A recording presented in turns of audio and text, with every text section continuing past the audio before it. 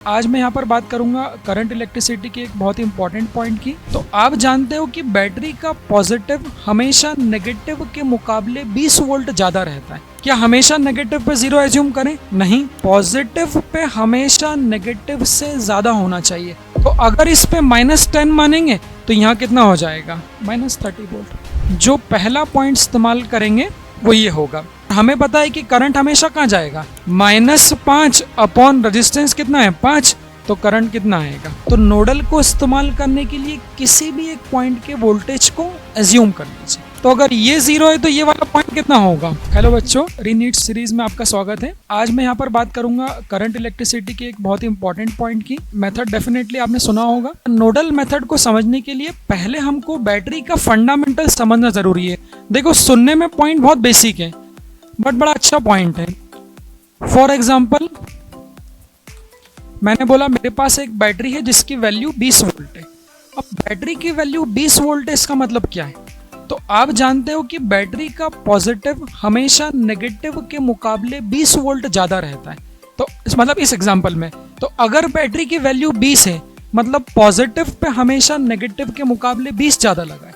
तो अगर नेगेटिव पे 0 वोल्ट एज्यूम कर रहा हूँ तो बैटरी के पॉजिटिव पे कितना होगा? 20 वोल्ट। फिर पॉइंट बनता है, क्या हमेशा नेगेटिव पे 0 एज्यूम करें? नहीं। तो अगर बैटरी के नेगेटिव पे 10 वोल्ट मानता हूं तो पॉजिटिव पे 20 ज्यादा चाहिए, तो यहां पर 30 वोल्ट हो जाएगा। फिर ऐसे ही अगर बैटरी के पॉजिटिव पे 0 मान ले तो पॉइंट क्या बन रहा है कि पॉजिटिव पे हमेशा नेगेटिव से ज्यादा होना चाहिए। और कितना ज्यादा होना चाहिए? 20 वोल्ट। तो अगर बैटरी के पॉजिटिव पे अगर 0 मान लूंगा तो नेगेटिव पे 20 कम चाहिए, तो नेगेटिव पे कितना हो जाएगा? -20 वोल्ट। और ऐसे ही बैटरी के पॉजिटिव पे अगर -10 वोल्ट माना तो इसमें पॉइंट क्या होगा कि पॉजिटिव पे 20 ज्यादा है या नेगेटिव पे 20 क्या है? कम है। तो अगर इस पे -10 मानेंगे तो यहाँ कितना हो जाएगा? -30 वोल्ट। तो इसका मतलब हमारे पास कंक्लूजन क्या है कि पॉजिटिव पर हमेशा ज्यादा चाहिए जितनी भी बैटरी की वैल्यू हो। तो ये नोडल का पहला फंडामेंटल है। मतलब नोडल को इस्तेमाल करने के लिए जो पहला पॉइंट इस्तेमाल करेंगे वो ये होगा। फिर दूसरा पॉइंट जो नोडल में इस्तेमाल करना है वो पॉइंट क्या है? तो पॉइंट नंबर 2 है basic fundamental of Ohm's law. For example, जैसे मान लो ये रेजिस्टेंस है, इस रेजिस्टेंस में एक एंड पे लगा है 10 वोल्ट और दूसरे एंड पे क्या लगा है? 5 वोल्ट, और इसकी वैल्यू समझ लो 5 ओम। तो जैसा कि हम लोग नॉर्मली कहते हैं ओम्स लॉ V = IR, तो बेहतर होगा उसे कहें डेल्टा V, क्योंकि हम जानते हैं कोई भी रेजिस्टेंस से करंट फ्लो कब होगा? जब उसके दोनों एंड पे क्या होगा? पोटेंशियल डिफरेंस होगा। तो ये रेजिस्टेंस के एक एंड पे कितना लगाएं? 10 वोल्ट। दूसरे एंड पे कितना लगाएं? 5 वोल्ट। और हमें पता है कि करंट हमेशा कहाँ जाएगा? हायर वोल्टेज से लोअर वोल्टेज। तो इस रेजिस्टेंस में जो करंट फ्लो होगा वो किधर होगा? इधर होगा। और लिखेंगे V = IR, तो I = डेल्टा V/R। तो इस रेजिस्टेंस से अगर करंट लिखेंगे तो इसका वोल्टेज डिफरेंस कितना है? 10 - 5 अपॉन रेजिस्टेंस कितना है? 5। तो करंट कितना आएगा? 1 एम्पियर। तो ये दो पॉइंट हैं जो नोडल मेथड में फंडामेंटली हम लोगों को बहुत इंपॉर्टेंट होंगे। अब सवाल ये बनता है इसको इस्तेमाल कैसे करेंगे? तो इसके लिए क्वेश्चन देखते हैं। ये देखो, हमारे पास एक सर्किट है जिसमें मल्टीपल लूप्स है। जैसा कि मैंने पहले भी कहा है कि अगर इस सर्किट को KVL से सॉल्व करेंगे तो बहुत कॉम्प्लिकेटेड हो जाएगा, क्योंकि यहाँ पर मल्टीपल लूप्स है। जितने लूप होंगे उतनी इक्वेशन मिलेगी। तो कहने को कोई कह सकता है कि सर यहाँ पर I1 मान लेते हैं, यहाँ I2 मान लेते हैं, यहाँ I3 मान लेंगे। तो जितने लूप्स आप कंसिडर करोगे उतनी ही ज्यादा इक्वेशन होगी। इसीलिए इसको हम सॉल्व करेंगे नोडल से। अब फाइंड क्या करना है? तो find the current in all the branches. जितनी भी ब्रांचेस हम देख रहे हैं इन सभी ब्रांचेस में हमको करंट फाइंड करना है। अब उसे कैसे फाइंड करेंगे? देखो, स्टेप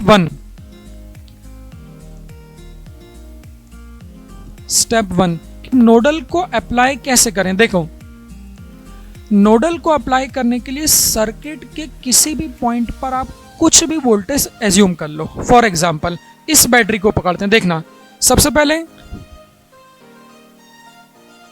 इस बैटरी को देखो, इस बैटरी का वोल्टेज कितना है 10 वोल्ट।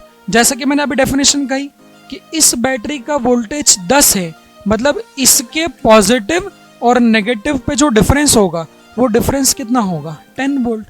तो नोडल को इस्तेमाल करने के लिए किसी भी एक पॉइंट के वोल्टेज को एज्यूम कर लीजिए। अब चूंकि हम एज्यूम कर रहे हैं तो आप स्वतंत्र हो, आप फ्री हो, आप चाहो तो इधर वाले पॉइंट को एज्यूम कर लो, चाहो तो उधर वाले पॉइंट को एज्यूम कर लो। मैं मान लेता हूं कि इस बैटरी के नेगेटिव पे कितना वोल्टेज है 0 वोल्ट।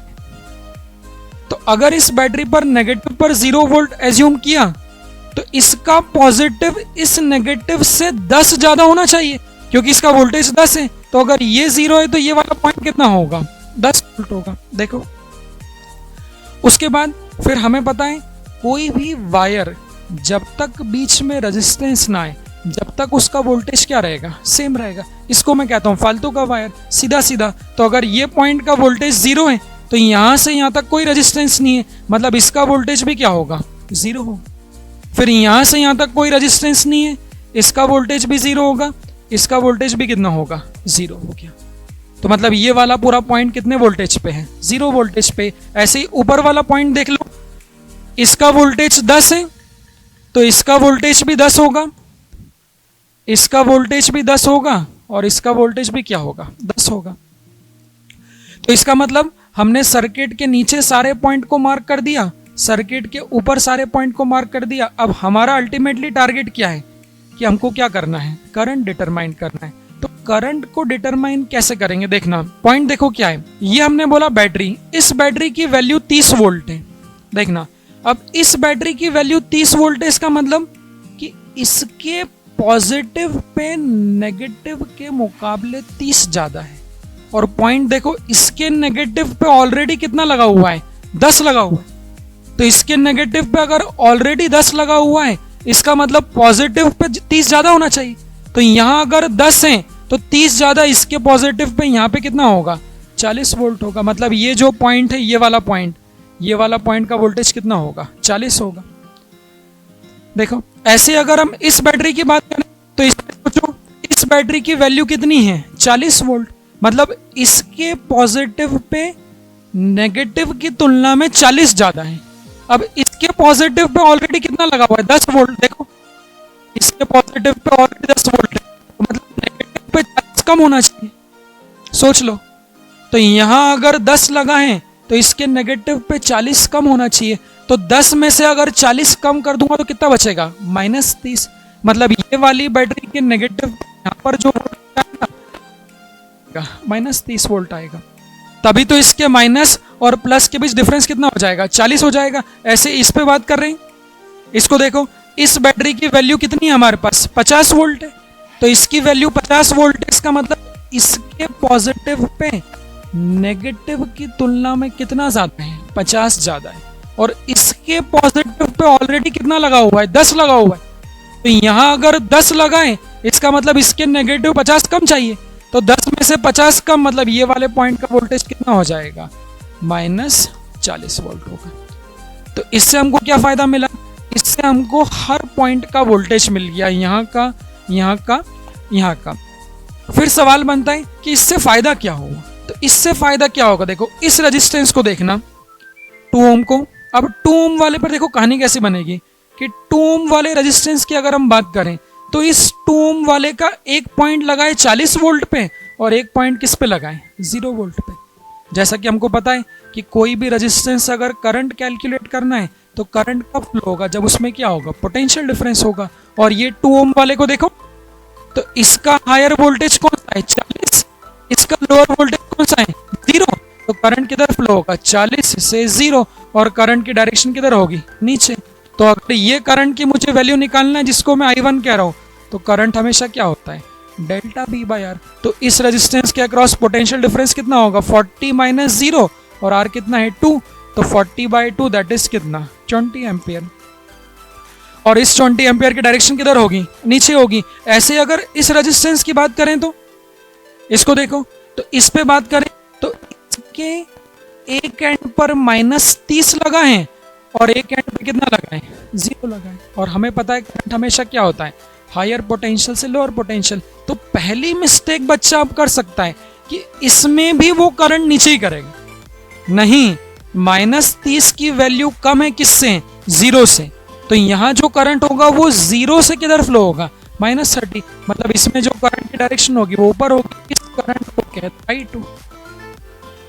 और अभी I2 को कैलकुलेट करना है तो ये करंट कितना होगा, वोल्टेज डिफरेंस अपॉन रेजिस्टेंस, तो डिफरेंस कितना होगा, तो 0 माइनस ऑफ -30, मतलब डिफरेंस कितना है 30 वोल्ट का, और रेजिस्टेंस कितना है 2 ओम, तो यहाँ पर जो करंट होगा वो कितना होगा, 15 एम्पियर होगा। इस 15 एम्पियर करंट की डायरेक्शन किधर होगी, ऊपर होगी। तो अब देखो हमको क्या क्या मिल गया, तो हमको ये 2 ओम का करंट मिल गया, ये 2 ओम का करंट मिल गया। अब हमको करंट किसका निकालना है, 1 ओम का, तो बस 1 ओम को देखो, तो इस 1 ओम के एक एंड पे वोल्टेज कितना है, 0 है, एक पे कितना है -40, फिर ये वाला पोटेंशियल ज्यादा है -40 से, तो इसमें भी करंट किधर फ्लो होगा, ऊपर फ्लो होगा, तो इसको कह दिया I3। अब जब I3 को कैलकुलेट करेंगे तो भाई डिफरेंस कितना है, 0 माइनस ऑफ -40, मतलब डिफरेंस कितना है 40 वोल्ट का, 40 V/R, और R कितना है 1, मतलब इसमें करंट कितना होगा 40 एम्पियर। देखो तो मतलब यहां से हमने 3 ब्रांचेस का करंट निकाल लिया। 3 किस किस का, इस ब्रांच का मिल गया, इस ब्रांच का मिल गया, इस ब्रांच का मिल गया, और अब हमको करंट किसका निकालना है, इसका निकालना है। तो जब 10 वोल्ट वाली बैटरी से करंट निकालेंगे तो इस पे विचार करें, तो इसके लिए हमको चाहिए किरचॉफ्स करंट लॉ, जो आपका कहता है कि किसी भी जंक्शन पर कुल टोटल कितने करंट्स आते हैं वही टोटल करंट्स जाने के बराबर होंगे। तो अगर हम इस जंक्शन की बात करें, यहां देखो, तो इस जंक्शन पे देखो कौन कौन से करंट आ रहे हैं, तो इधर से आ रहा है 15 एम्पियर ऊपर, यहां से देखो, यहां से कितना आ रहा है 40, जब ये 40 ऊपर जाएगा तो यही 40 मोड़ लेके इधर आएगा, मतलब इस जंक्शन पे 40 एम्पियर यहां से आया, देखना, तो ये 40 एम्पियर यहां से आया, ये 15 एम्पियर कहां से आया, यहां से आया, ये देखो। तो अगर मैं इस जंक्शन की बात करूंगा तो इस जंक्शन पे टोटल आने वाले कितने हैं, 40 इधर से आया, 15 इधर से आया, तो टोटल आने वाले कितने हैं 55, तो जाने वाले यहां से भी कितने होंगे 55 एम्पियर होंगे। बस अब ये 55 क्या होगा, इस जंक्शन पे देखो, इस जंक्शन पे, तो इस जंक्शन पे यहां से आने वाले कितने हैं 55, इधर से 20 एम्पियर इधर गया नीचे, तो ये यहां से नीचे गया होगा, मतलब इधर से आया होगा 20 एम्पियर। तो मैं अगर इस वाले जंक्शन पर KCL की बात करूंगा, देखना, तो टोटल आने वाला 55 है, तो टोटल जाने वाला भी 55 होगा, तो ये 55 आया, इसमें से 20 इधर चले गया, तो जो बचा हुआ 35 एम्पियर है वो 35 एम्पियर कहां से जाएगा, इधर से जाएगा। इसको देखना, अब यही 35 किधर जाएगा, देखो इसी क्वेश्चन को अगर और आगे बढ़ाना हो तो और आगे कैसे बढ़ा सकते हैं, देखना, वो यहां पर एक एमीटर लगा देंगे, वो यहां पर एक एमीटर लगा देंगे, जो भी, अगर यहां पर एक एमीटर लगा देते हैं, इस एमीटर को कह देंगे A1 और इस एमीटर को कह देंगे A2। जैसा कि हम जानते हैं जिस ब्रांच में एमीटर लगा है वो उस ब्रांच का करंट रीड करेगा। तो अगर मुझे इस ब्रांच का करंट निकालना है, देखना, तो यहां तक पहुंच गए थे, 55 इधर से आया, 20 इधर से गया, 35 इधर से गया, यही 35 इधर से पास होगा इस बैटरी से, और यही 35 इधर से भी आएगा। देखो अब इस जंक्शन की बात करूं तो इस जंक्शन पे कौन कौन से आया, ऊपर से आया 20, इधर से आया 35, दोनों आने वाले कितने हो गए 55, तो यही करंट इधर से चले जाएगा, ये वाला 55, फिर इस जंक्शन की 55 इधर से कितना, मतलब बचा हुआ इधर से कितना गया होगा 40 एम्पियर, तो इसका करंट हो गया 40, इसका कितना हो गया 55। इस पे विचार करिए। अब इस मेथड को अगर मैं कंक्लूड करूं तो आप देखो इस मेथड के कंक्लूजन में अच्छी बात क्या है कि कहीं पर भी हमने KVL या फिर कोई इक्वेशन का इस्तेमाल नहीं किया, तो बिना इक्वेशन सॉल्व करे भी आप मल्टीपल लूप सर्किट प्रॉब्लम को भी सॉल्व कर सकते हैं बाय यूजिंग KVL। ठीक है, तो इसको आप ध्यान रखिए, बहुत स्टैंडर्ड प्रॉब्लम है। अगर नीट के PYQ की बात करेंगे तो बहुत सारे सवाल हैं, और इनफैक्ट ये तो मैंने आपको बड़ा बताया कि नीट में simple two loop problem specific question बनते हैं जिसे आप नोडल की मदद से इजीली सॉल्व कर सकते हैं। ठीक है।